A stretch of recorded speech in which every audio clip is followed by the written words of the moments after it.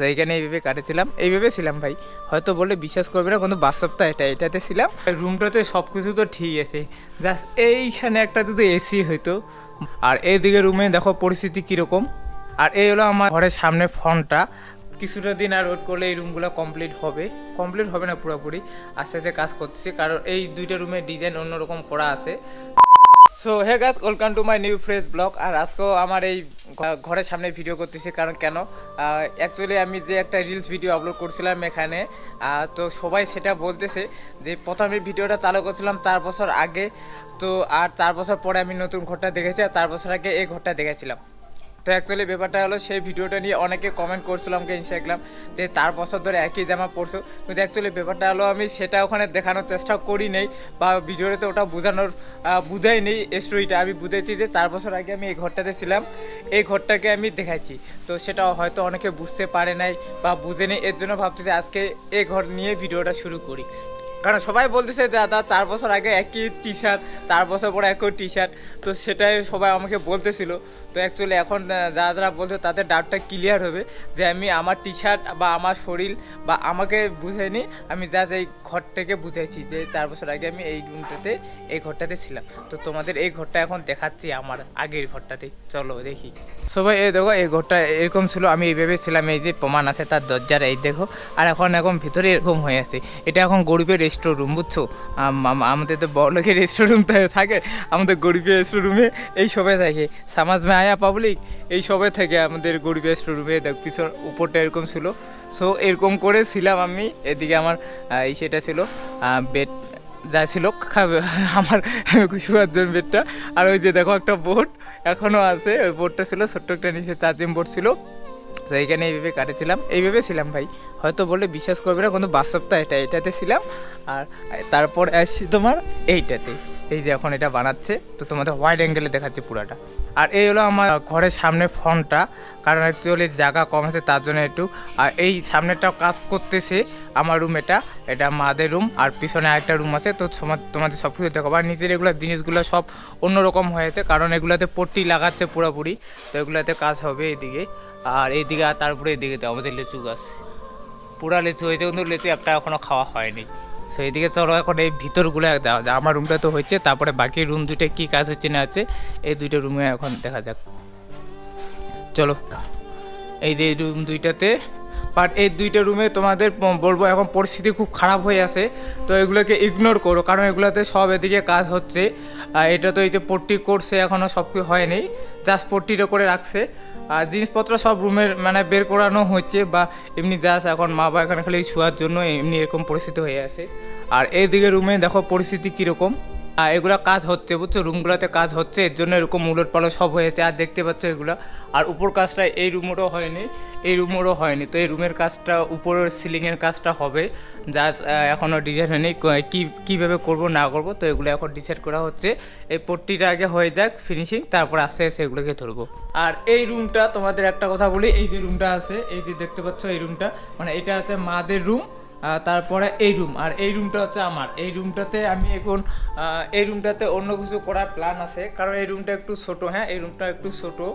তো এই রুম মধ্যে আমার প্ল্যান আছে যে আমি একটা সেট আপ রাখবো এখানে, পিসি সেট আপ, এইদিকে এখানে পুরো রুমটাতে পিসি সেট আপ করবো, এদিকে একটা সোফা থাকবে ভালোভাবে, মানে এডিটিং করার জন্য এরকম প্ল্যানিং আমার আছে। আর তোমাদের একটা কথা বলি, এখানে রুম থেকে বাইরে এক দৃশ্যটা একবার দেখো, জাস্ট রুম থেকে জানলাটা খুলে যে বাইরে একটা দৃশ্য পাওয়া যায়, সেই দৃশ্যটা দেখলেই না সেই লাগে। তো চলো তোমাদের সেই দৃশ্যটা দেখাচ্ছি এখন।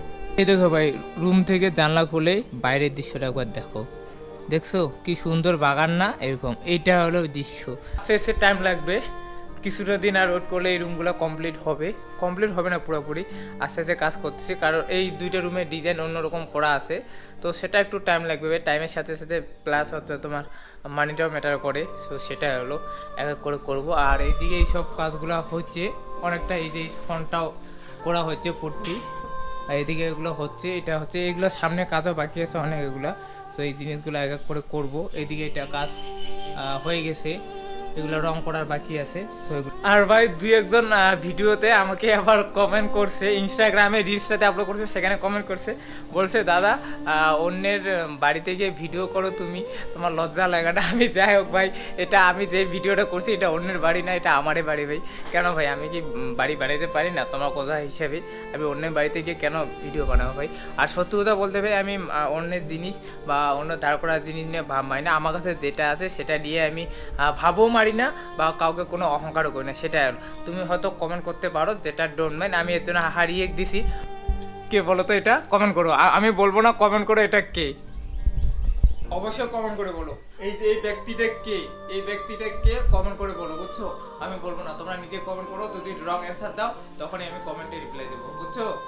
রুমটাতে সব কিছু তো ঠিক আছে, জাস্ট এইখানে একটা যদি এসি হইতো বাস আমার একদম সেটেল হয়ে যেত, মানে আর কিচ্ছু লাগতো না। এখানে একটা এসি হলে বাস একদম ওকে। আমি মুনিকে আজকে অনেকদিন পরে বের করব, কারণ মুনির পরিস্থিতি খুব খারাপ হয়েছে। দেখো কতদিন থেকে বের করি না, একদম দেখো চাকা ফাঁকা কীরকম হয়ে আছে। যাই হোক, মুনিকে নিয়ে আজকে একটু দোকানে যাব, তো মুনিকে বের করতে হবে, কারণ মুনিকে একটু মানে অনেকদিন পরে থাকলে না ট্রেন কীরকম হয়ে যায়।